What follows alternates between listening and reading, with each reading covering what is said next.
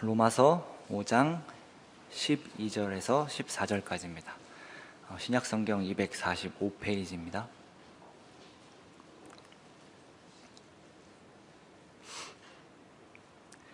제가 봉독하겠습니다.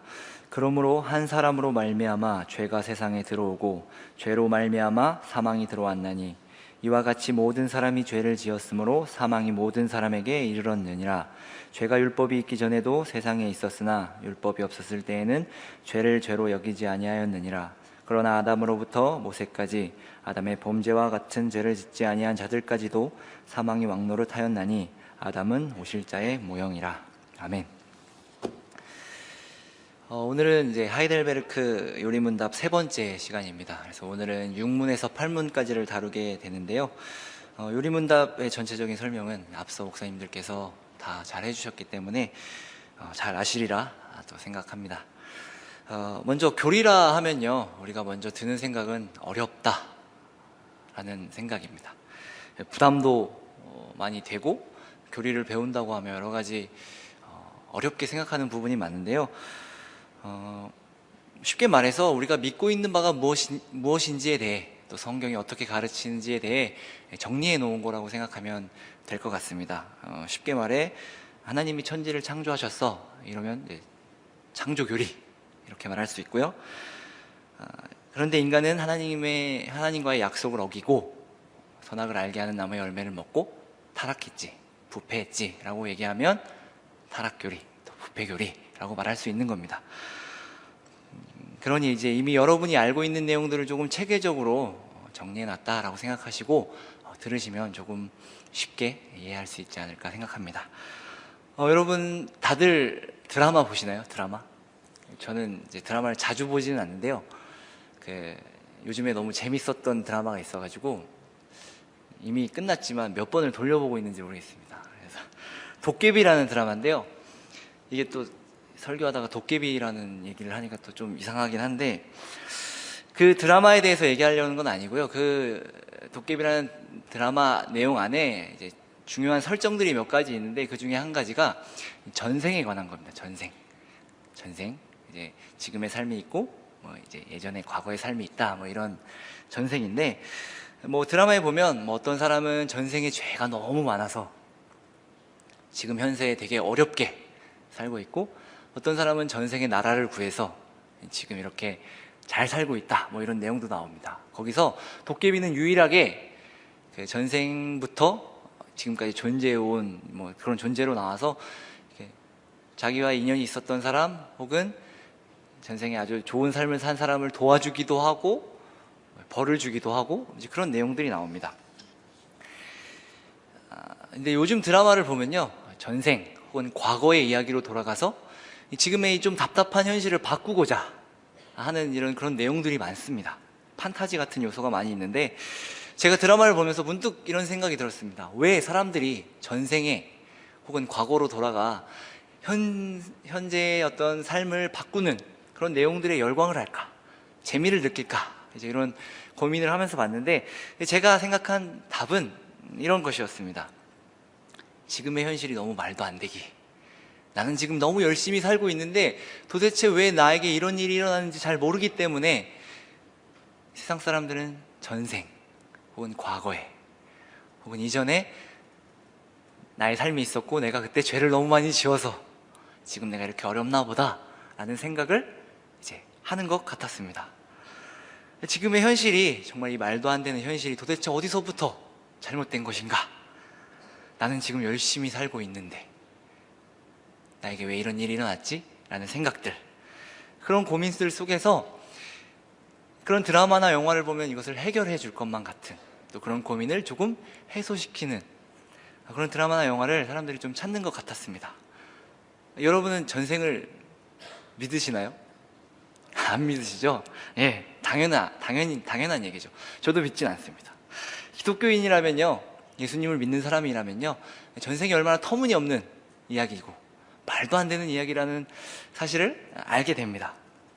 그런데 꽤나 많은 사람들이 이제 그런 표현들을 씁니다.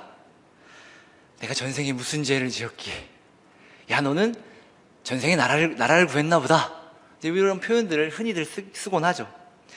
지금의 현실을 받아들일 수 없기에, 설명할 수 없기에 이런 표현들을 씁니다. 그래서 그 해결책으로 전생이라는 삶을 생각하는 것 같습니다.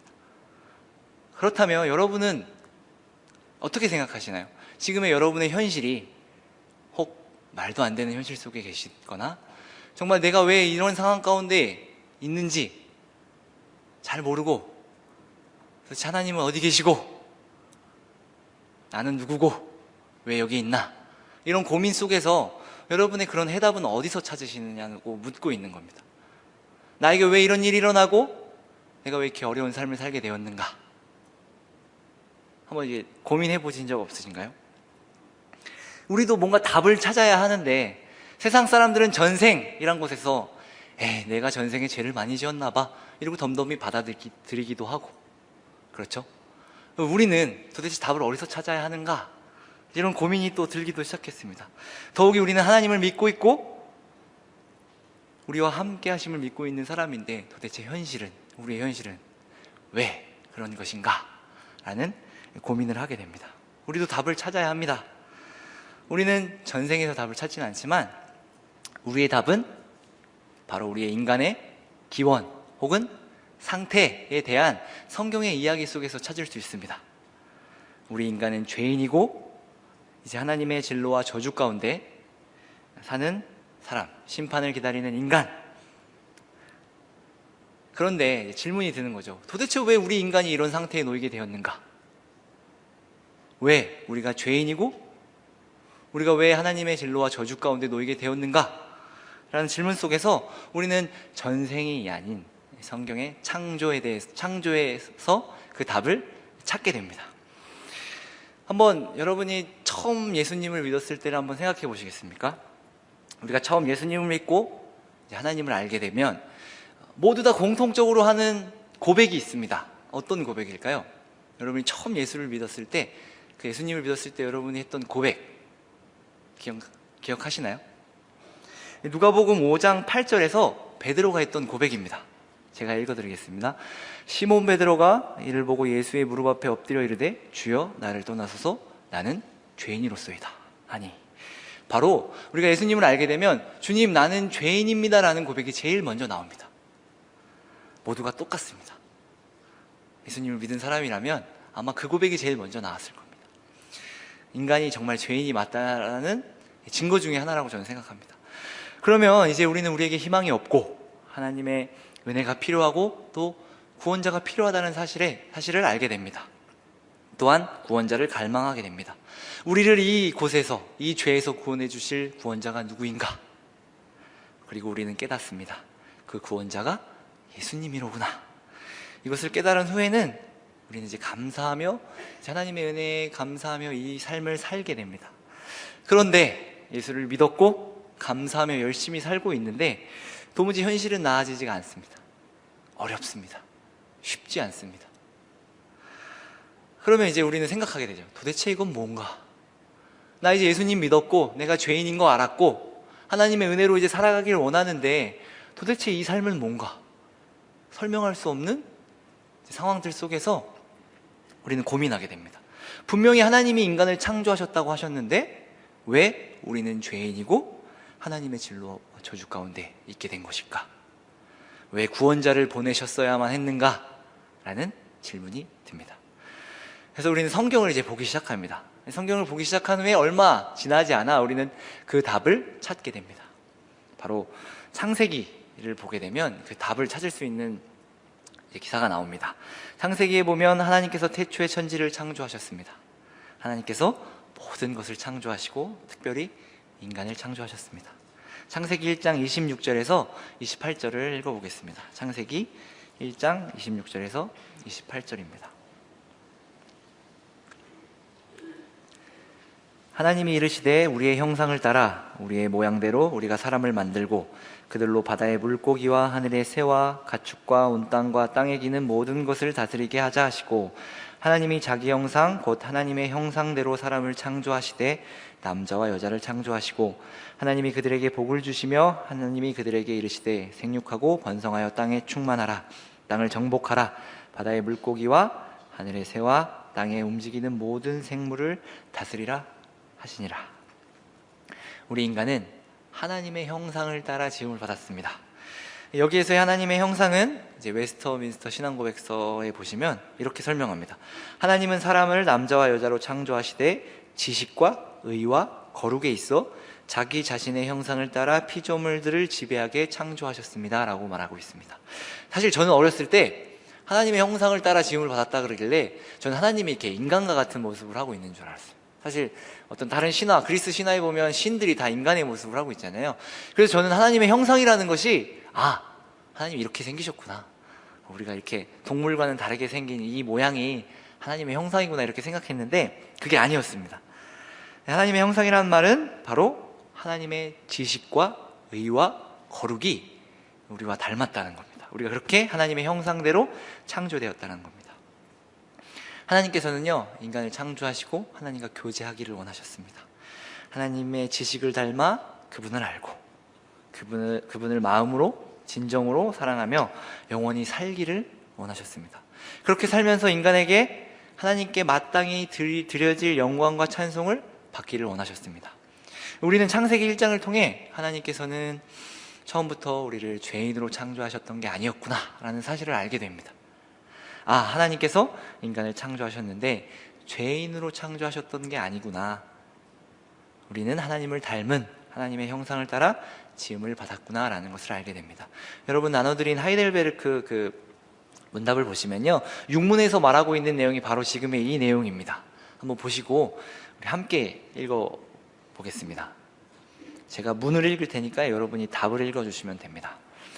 육문, 그러면 하나님께서는 사람을 그렇게 악하고 패역한 상태로 창조하셨습니까?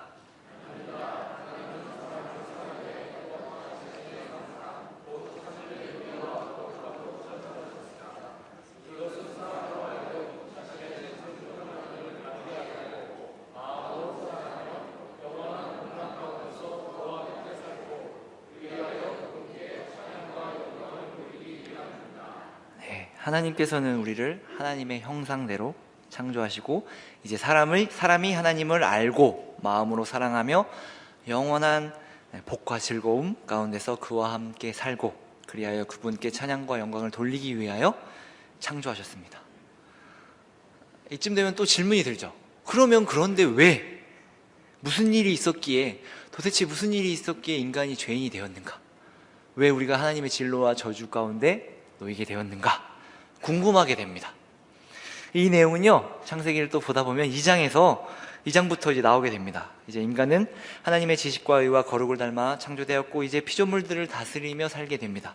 그런데 하나님께서요, 인간에게 단 한 가지를 말씀하십니다. 창세기 2장 16절에서 17절입니다. 함께 보겠습니다. 창세기 2장 16절에서 17절입니다. 여호와 하나님이 그 사람에게 명하여 이르시되 동상 각종 나무의 열매는 내가 임의로 먹되 선악을 알게 하는 나무의 열매는 먹지 말라. 내가 먹는 날에는 반드시 죽으리라 하시니라. 하나님께서 아담과 하와야 이리 와봐라. 너희 이 나무 잘 봐라. 다른 것은 다 먹어도 되는데 이 나무, 선악을 알게 하는 나무 열매를 먹지 말아라. 먹으면 정령 죽을 거야.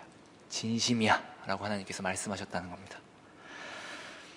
이 말씀에는요, 우리가 하지 말라라는 말씀이 있지만 반대로 얘기하면 만약에 우리가 그 말씀을, 아담과 하와가 하나님의 말씀을 지켰다면 하나님께서 영원한 생명을 주시겠다 약속하신 말씀입니다. 그러니까 하나님이 이제 이것을 먹으면 너희가 죽을 거야 라고 말씀하셨던 것은 너희가 먹지 않으면 나와 영원히 살게 될 거야, 내가 너희에게 영생을 줄 거야 라는 약속이 포함되어 있는 말씀이라는 겁니다. 처음부터 하나님은 인간과 영원히 교제하며 영광과 찬송을 받으시기를 원하셨습니다. 하지만 강요와 강제가 아닌 인간 스스로 하나님을 사랑하고 선택하기를 원하셨던 겁니다. 왜냐하면 이것이 진정한 사랑이기 때문입니다. 사랑은 강요나 강제적으로 하는 것이 아니니까요.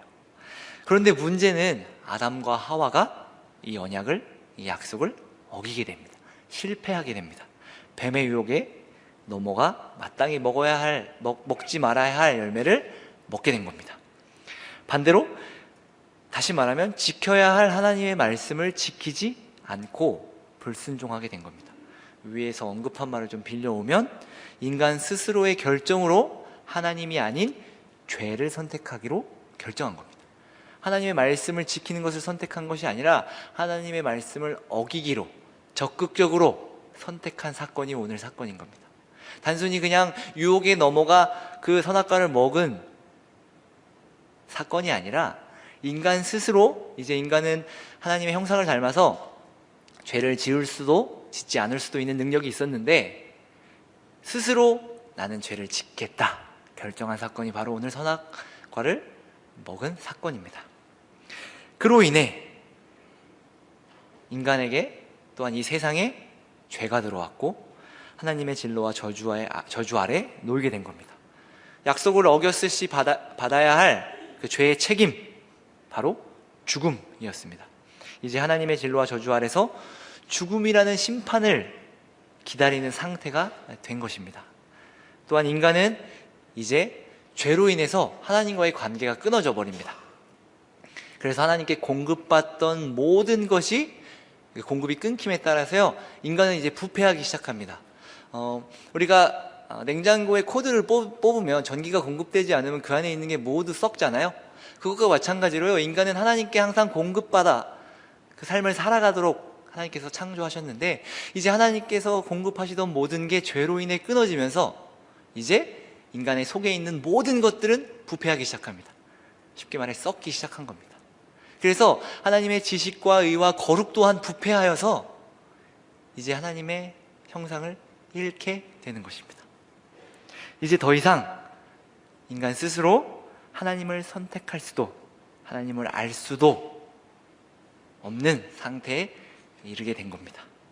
이제 우리는 죄인으로서 죄만 지을 수 있는 상태가 되어버린 겁니다. 이것을 그 교리로 말하면 전적 타락이라고 말합니다. 아무것도 할 수 없는, 죄만 지을 수밖에 없는 상태, 모든 것이 타락하였다라고 말하는 겁니다. 여러분은 벌써 지금 전적 타락 교리를 배우신 겁니다. 이 교리가 그렇게 어렵지가 않습니다. 자, 이제 우리가 처음 이야기했던 의문은 해결되었습니다. 도대체 인간이 왜 죄인이었고 하나님의 진노와 저주 가운데 놓이게 되었는가에 대한 답을 얻게 된 것입니다. 아담과 하와가 죄를 지어서 이제 인간이 죄 때문에 하나님과 관계가 끊어지고 그 모든 것이 부패하여 또한 그 약속을 어겼기 때문에 죄의 책임으로서 죽음이라는 것에 놓이게 되었고 이제 하나님의 진노와 저주 가운데 놓인 죄인이 되었구나. 그런데요, 이 내용을 알게 되더라도요, 아직까지 좀 시원하진 않습니다. 좀 답답합니다. 왜냐하면 세상 사람들이 말하는 전생에 있어서는 자기 자신의 전생이잖아요. 자기 자신의 전생에 자기가 지은 죄로 인해 어렵게 살았던 건데 우리는 내가 지은 죄도 아니고 창조 때 아담과 하와라는 사람이 지은 죄 때문에 도대체 왜 우리도 죄인이 되었는가에 대한 궁금증이 이제 남아 있습니다. 우리가 그것을 해결하지 않으면 좀 답답하게 된 거죠. 그래, 인간이 죄인인 건 알겠는데 나는 왜 죄인이지? 아담과 하와가 죄를 지은 건데 도대체 내가 왜 죄인인가? 라는 이제 의문이 드는 겁니다. 그에 대한 답은요, 오늘 우리가 읽은 로마서 말씀에 있습니다. 12절 말씀입니다. 로마서 5장 12절 말씀입니다. 그러므로 한 사람으로 말미암아 죄가 세상에 들어오고 죄로 말미암아 사망이 들어왔나니 이와 같이 모든 사람이 죄를 지었으므로 사망이 모든 사람에게 이르렀느니라. 어찌 됐는지 모르겠지만 성경에서 말하기를 한 사람, 즉 아담으로 말미암아 죄가 세상에 들어오고 모든 사람이 죄를 지었다라고 말합니다. 여기서 우리가 알아야 할 개념이 있는데요, 대표성의 원리라는 겁니다. 이제 하나님께서 인간을 창조하시고 하나님께서 인간과 약속, 언약을 맺으십니다. 참고로 언약이란 쉽게 말해 하나님께서 인간과 함께 하시기 위해 정하신 방법입니다. 약속, 언약. 이 언약은요, 대표성의 원리를 갖고 있습니다. 즉 아담은요, 인간을 대표해서 하나님과 언약을 맺은 겁니다. 그러니까 인간 대표로 하나님과 이 언약을 맺게 된 겁니다. 그래서 만약에요, 아담이 그 하나님과의 약속을 잘 지키고 순종했다면 지금 우리도 그 약속의 보상인 영원한 생명을 받고 하나님과 영원히 교제하며 살 수 있었을 겁니다. 하지만 인간의 대표, 그 대표인 아담과 하와가 그 언약에 실패함에 따라 이제 모든 인간은 죄인이 된 겁니다. 그래서 모든 인간이 죄인이 되었으며 사망이 하나님의 진로와 저주와 심판이 모든 인간에게 적용된 겁니다. 사실 이 대표성의 원리는요 매우 중요합니다. 왜냐하면 예수님께서 이 대표성의 원리를 따라 이제 인간으로서 이 땅에 오셔서 하나님 앞에서의 모든 율법과 약속을 지키시고 또한 인간에게 있는 죄의 책임, 죽음이라는 책임, 그것을 우리를 대신해서 지셨기 때문에 그분이 택하신 자들에게는 이제 그분이 대표해서 하나님 앞에서 모든 것을 지키시고 죄의 책임을 감당하셨기 때문에 우리가 예수님을 힘입어 우리도 이제 의롭다함을 받게 되는 겁니다. 한 사람 아담으로 인해 우리가 죄인이 되었듯이 예수님으로 인해 이제 우리가 의롭게 된다는 말입니다. 그래서 이 대표성의 원리는 중요한데 아마 더 이후에 자세하게 다루게 될 것이라서 이제 여기까지만 설명하고 넘어가겠습니다. 이제 우리는 성경을 보면서요 이제 지금까지 달려온 걸 보면 도대체 인간은 왜 하나님의 진로와 저주, 심판 가운데 있어야 하며 죄를 지을 수밖에 없는 죄인이 되었는가에 대해서 살펴보았습니다. 하나님께서 태초에 인간을 하나님의 형상을 따라 창조하셨지만 인간이 하나님의 언약을 깨고 지키지 못했기 때문에 그 선악을 알게 하는 나무의 열매를 먹었기 때문에 인간은 타락했고 죄인이 되었다는 사실을 알게 되었습니다. 이것이 우리가 오늘 배울 하이델베르크 7문과 8문에서 이야기하고 있는 것입니다. 우리 함께 7문과 8문을 한번 읽어보겠습니다. 제가 문을 읽고 여러분이 답을 읽도록 하겠습니다. 그렇다면 이렇게 타락한 사람의 본성은 어디에서 왔습니까?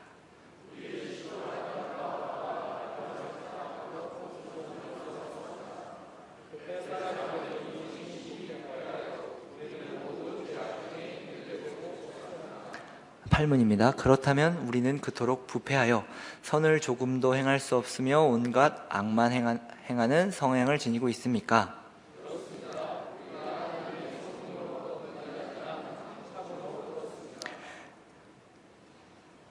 우리가 배운 것은 이제 하나님의 창조와 인간의 타락 그리고 부패한 상태, 이제 스스로 성령님의 능력이 아니면 스스로 죄에서 벗어날 수 없는 상태에 이르게 되는 것입니다.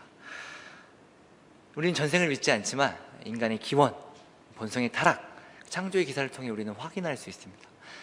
그렇기 때문에 우리가 이제 교리를 배우고 나면요 사실 이 타락, 부패 이 교리를 배우고 나면 아무런 희망이 없어 보입니다. 그렇죠? 도대체 우리는 어떻게 이 상황에서 벗어날 수 있고 도대체 이런 이야기를 듣고 있자니 부담이 되고 분위기가 무거워지기도 합니다.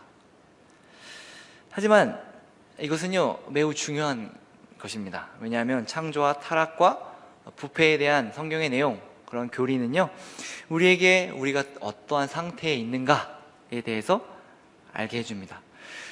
우리의 정확한 상태가 어떠한 상태인지 알아야 사실 우리는 우리 안에 희망이 없고 아무것도 할 수 없는 상태가 있구나 라는 것을 알게 되기 때문입니다. 인간이 죄인이며 하나님의 진로와 저주 아래에 있다는 것을 알지 못하면요 사실 구원자가 필요 없게 됩니다. 아니 뭐 그냥 잘 살다가 죽으면 되지, 내가 죄인도 아니고 오늘 하루 잘 살고 또 하나님 믿으면서 그냥 잘 살면 되지, 구원자가 뭐가 필요해 라는 생각을 가지게 되는 것입니다. 그런데 만약에 우리가 죄 가운데 있고 죄로 인해 영원한 형벌, 죽음, 지옥에 가야 하고 이제 하나님의 진노와 저주 가운데 있고 이제 하나님의 최후의 심판을 기다리고 있는 상태라면요 가만히 있을 수 없습니다. 하나님께 구해야죠. 하나님, 나를 불쌍히 여겨주세요. 하나님, 나는 죄인입니다. 하나님, 나를 구원하실 구원자가 필요합니다 라고 고백하게 되는 것입니다. 이것은요 나에 대해서 내가 정말 지금 어떠한 상태가 있는가, 인간이 하나님을 믿기 전 인간이 어떠한 상태에 있는가를 알지 못하면요 구할 수 없게 되는 겁니다.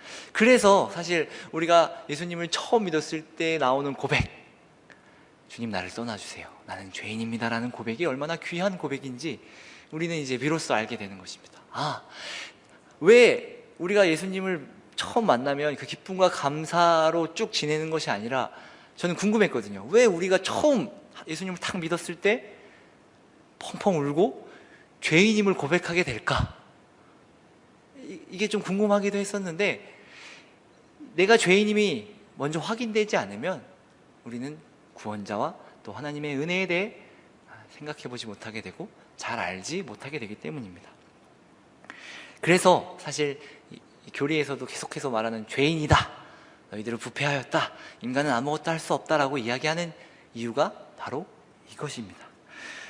또한 우리를 하나님께서 창조하신 그 창조의 상태가 죄인이 아니라 하나님의 형상을 따라 지음받았다라는 사실, 하지만 우리가 타락했다라는 사실은요, 우리에게 기대를 하게 만듭니다. 우리가 기대감을 갖게 만듭니다. 어떤 기대감이냐면, 하나님이 우리를 사랑하셔서 언젠가는 하나님이 우리를 창조한 그 상태로 하나님의 형상을 닮아 하나님의 의와 지식과 거룩을 닮은 상태로 이제 하나님을 알고 하나님을 영원히 찬송하는 그 상태로 회복시키겠구나 라는 사실을 알게 됩니다.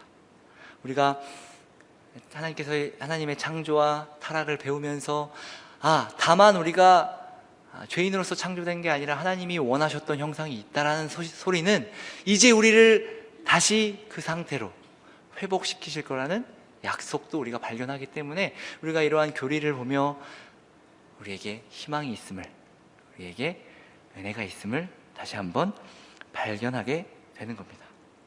그렇기에 죄와 타락의 이야기가 다만 무겁고 희망이 없는 이야기가 아닌, 정죄하는 이야기가 아닌, 오히려 희망을 기대하게 되는, 또한 오직 하나님을 의지하며 기대하게 하는 우리 신앙의 좋은 내용임을 기억하셨으면 좋겠습니다. 그래서 우리가 교리를, 우리가 믿고 있는 바에 대해 더욱더 알아가시면서 더욱 풍성한 신앙생활을 하시며 여러분의 삶의 자리에서 더 풍성한 믿음과 감사를 가지고 살아가시는 여러분 되기를 바랍니다. 기도하겠습니다. 사랑의 하나님, 감사합니다. 우리를 창조하시고 또 우리를 사랑하셔서 우리가 죄로 인해 타락했지만 하나님의 은혜와 사랑을 우리에게 보여주셔서 감사합니다. 하나님, 우리의 상태를 아는 것이 하나님의 더 큰 은혜를 알게 하는 것임을 우리가 알게 하시고, 우리가 이러한 하나님의 말씀들을 배우며 우리 신앙의 풍성한 삶의 자리에서 그 말씀을 풍성하게 누리며 신앙생활할 수 있는 우리 모든 성도님들 될 수 있도록 도와주세요. 감사드리며 사랑이 많으신 예수님 이름으로 기도드립니다. 아멘.